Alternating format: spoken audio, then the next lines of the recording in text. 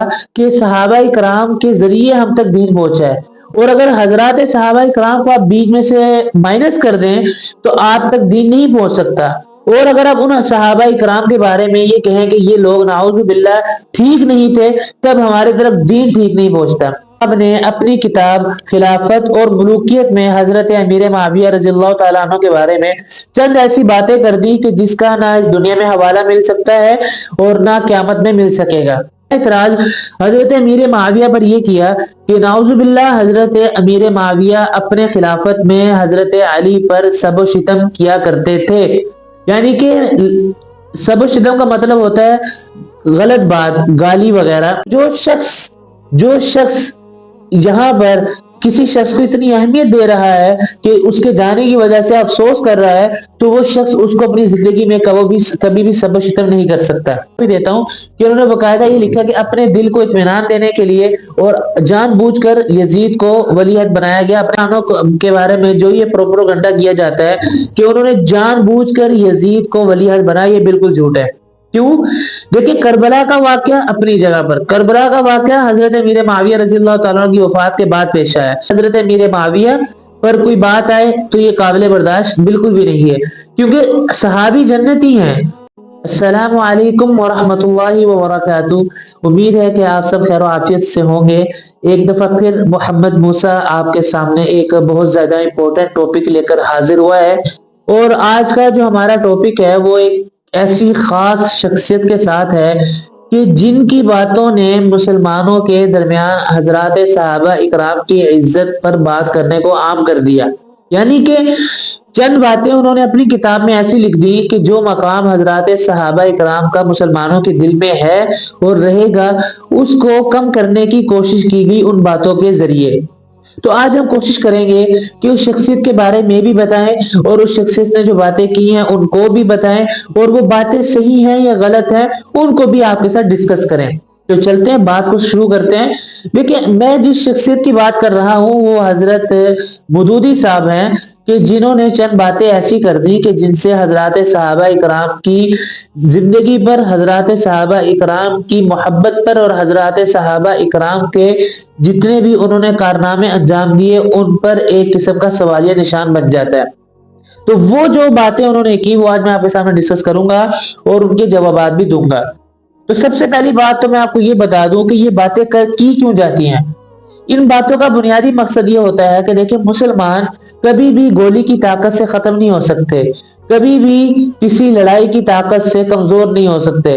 اگر مسلمان کمزور ہوتے ہیں، مسلمان اگر جو ہے وہ تنزلی کا شکار ہوتے ہیں، اس کی بنیادی وجہ یہ ہوتی ہے کہ مسلمانوں میں آپس میں تفریق پیدا ہو جاتی ہے۔ اور تفریق کیوں پیدا ہو جاتی ہے؟ وہ اسی وجہ سے پیدا ہو جاتی ہے کہ حضرات صحابہ کرام یا مسلمانوں کے جتنے بھی عقائد ہیں ان کے بارے میں اگر کوئی شخص بات کرے تو اس کی وجہ سے مسلمانوں کے درمیان تفریق پیدا ہو جاتی ہے، اور مسلمانوں کے درمیان ایک تشویش کا ماحول پیدا ہو جاتا ہے۔ تو غامدی صاحب کو آج ہم ڈسکس نہیں کریں گے، آج ہم مودودی صاحب کو ڈسکس کریں گے کہ مودودی صاحب نے ایسی کیا بات کر دی کہ جس نے ہمیں تشویش میں اور ہمارے جو ہے دل جو ہے وہ ان کی بات سے بیزار ہوئے۔ تو دیکھیں ہم سب کا عقیدہ یہ ہے کہ حضرات صحابہ کرام جو اس دنیا میں تشریف لائے، جنہوں نے حضرت محمد مصطفیٰ صلی اللہ علیہ وسلم کو اپنی آنکھوں سے دیکھا، حضرات صحابہ کرام دنیا میں انبیاء کے بعد سب سے بہترین ہستیاں ہیں، چاہے وہ ایک صحابی ہی کیوں نہ ہو، اور وہ کون سے صحابی ہوں اور وہ کیسے صحابی ہوں۔ حضرات صحابہ کرام کے بارے میں بالکل بھی اگر کوئی بات ایسی کرے کہ جو جھوٹی ہو، اس کا ہمیں جواب دینے کا حق بنتا ہے۔ کیوں؟ کیونکہ دیکھیں آپ نے دیکھا ہوگا کہ صحابہ کرام کے ذریعے ہم تک دین پہنچا ہے، اور اگر حضرات صحابہ کرام کو آپ بیچ میں سے مائنس کر دیں تو آپ تک دین نہیں پہنچ سکتا۔ اور اگر آپ ان صحابہ کرام کے بارے میں یہ کہیں کہ یہ لوگ نعوذ باللہ ٹھیک نہیں تھے، تب ہمارے طرف دین ٹھیک نہیں پہنچتا۔ تو لہٰذا یہ وہ شخصیات ہیں کہ جن کے بارے میں ہم کوئی بھی کمپرومائز نہیں کر سکتے اگر ان کے بارے میں کوئی جھوٹی بات کہی جائے۔ تو لہٰذا مودودی صاحب نے اپنی کتاب خلافت اور ملوکیت میں حضرت امیر معاویہ رضی اللہ تعالیٰ عنہ کے بارے میں چند ایسی باتیں کر دی کہ جس کا نہ اس دنیا میں حوالہ مل سکتا ہے اور نہ قیامت میں مل سکے گا۔ کیوں؟ کیونکہ وہ ایسی باتیں ہیں کہ جو کہ آج تک کتابوں میں نہ لکھی گئی ہیں نہ پڑھی گئی ہیں۔ ہاں اگر کوئی جھوٹی بات کر دے، جھوٹی روایت لا دے تو وہ الگ بات ہے۔ مودودی صاحب نے اپنی کتاب خلافت اور ملوکیت میں دو بہت بڑے اعتراض حضرت امیر معاویہ پر کیے۔ پہلا اعتراض حضرت امیر معاویہ پر یہ کیا کہ نعوذ باللہ حضرت امیر معاویہ اپنے خلافت میں حضرت علی پر سب و شتم کیا کرتے تھے۔ یعنی کہ سب و شتم کا مطلب ہوتا ہے غلط بات، گالی وغیرہ۔ یعنی کہ یہ کتاب لکھی کہ امیر معاویہ رضی اللہ تعالیٰ عنہ کے دور میں حضرت علی رضی اللہ تعالیٰ عنہ پر ممبروں سے سب و شتم کیا جاتا تھا، نعوذ باللہ۔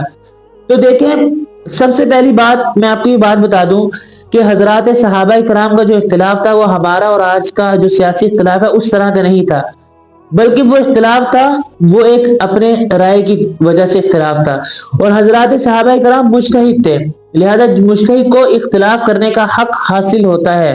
اور اگلی بات آپ یہ سن لیجئے کہ جو مودودی صاحب نے بات کی، جواب ہم نے یہ دیا کہ آپ کو کہیں پر بھی تاریخ میں حدیث میں کہیں پر بھی حضرت امیر معاویہ کے بارے میں وہ الفاظ نہیں مل سکیں گے کہ جس میں سب و شتم کا ترجمہ ہو کے نعوذ باللہ حضرت امیر معاویہ پر کروایا گیا۔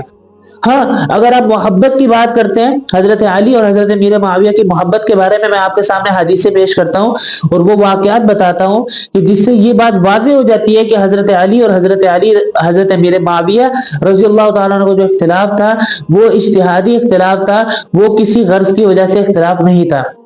جب حضرت علی رضی اللہ تعالیٰ عنہ کا اختلاف ہوا اور جب اس کے بعد حضرت علی رضی اللہ تعالیٰ عنہ کا انتقال ہوا تو حضرت امیر معاویہ رضی اللہ تعالیٰ عنہ نے یہ بات ارشاد فرمائی کہ آج فقہ جو ہے وہ چلے گئی ہے اور جو علم ہے وہ چلا گیا ہے۔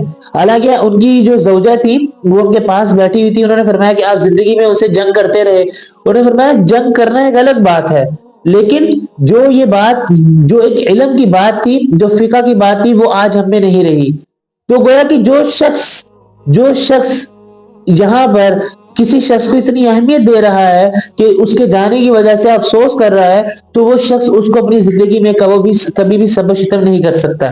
اگلی بات یہ ہے کہ مودودی صاحب نے ایک دوسرا بہت بڑا اعتراض یہ کیا کہ یزید کو اپنے جگہ پر نامزد کر کے حضرت امیر معاویہ رضی اللہ تعالیٰ عنہ نے اپنی دلی مراد کو پورا کیا، نعوذ باللہ۔ کیونکہ دیکھیں یہ بات سنت والجماعت کے ہاں متفقہ ہے کہ جو یزید کو ولی عہد بنانا یہ ایک حضرت امیر معاویہ رضی اللہ تعالیٰ کے اجتہاد سے ثابت ہوا، ٹھیک ہے، یہ کوئی ایسا عمل نہیں تھا کہ جس کو آپ جان بوجھ کر کہیں۔ لیکن مودودی صاحب کی کتاب میں آپ کو دکھا بھی دیتا ہوں کہ انہوں نے باقاعدہ یہ لکھا کہ اپنے دل کو اطمینان دینے کے لیے اور جان بوجھ کر یزید کو ولی عہد بنایا گیا اپنے فائدے کے لیے۔ تو سب سے پہلی بات کہ دیکھیں، اگر انسان کسی کو ولی عہد بناتا ہے، اپنے بعد میں جو بادشاہ نامزد کرتا ہے، اگر وہ اپنی دلی چیز کو، اپنی امید کو پورا کرنے کے لیے علاوہ ہو اور اس کی نیک چیزوں کو دیکھ کر ہو تو سب اس کو تسلیم کرتے ہیں اور تسلیم کرنا بھی چاہیے۔ اور حضرت امیر معاویہ رضی اللہ تعالیٰ عنہ کے بارے میں جو یہ پروپیگنڈا کیا جاتا ہے کہ انہوں نے جان بوجھ کر یزید کو ولی عہد بنایا، یہ بالکل جھوٹ ہے۔ کیوں؟ دیکھیں، کربلا کا واقعہ اپنی جگہ پر، کربلا کا واقعہ حضرت امیر معاویہ رضی اللہ تعالیٰ عنہ کی وفات کے بعد پیش آیا، لیکن جس وقت حضرت امیر معاویہ رضی اللہ تعالیٰ عنہ نے یزید کو ولی عہد بنایا اس وقت یزید کی جو حالت تھی وہ بالکل اس کے برخلاف تھی کہ جو واقعہ کربلا کے وقت تھی۔ تو لہٰذا یہ باتیں کرنا کہ جس کے ذریعے حضرت امیر معاویہ پر کوئی بات آئے تو یہ قابل برداشت بالکل بھی نہیں ہے، کیونکہ صحابی جنتی ہیں اور صحابی وہ ہیں کہ جن سے ہمارے تک دین پہنچا ہے۔ اگر ان کے خلاف کوئی بھی بات ہو اور وہ جھوٹی ہو تو اس کو لوگوں کو بتانا چاہیے کہ بھائی بات جو ہے یہ سچی ہے، یہ جھوٹی ہے، یہ کیا ہے۔ تو لہٰذا یہ وہ دو اعتراضات تھے جو مودودی صاحب نے بہت زیادہ امپورٹنٹ اپنی کتابوں میں لکھے، جس کے میں نے جوابات دیے اور بہت اہم جوابات دیے کہ جس سے آپ کو یہ بات تو معلوم ہوگی کہ جو بھی لکھا گیا وہ ایک سرزری غلطی ہوگی اور وہ ایک جھوٹ ہے۔ لہٰذا انشاءاللہ اگلی ویڈیو میں پھر حاضر ہوں گے۔ اگلی ویڈیو تک کے لیے اجازت دیجیے اور دعا میں یاد رکھیے گا۔ اللہ حافظ۔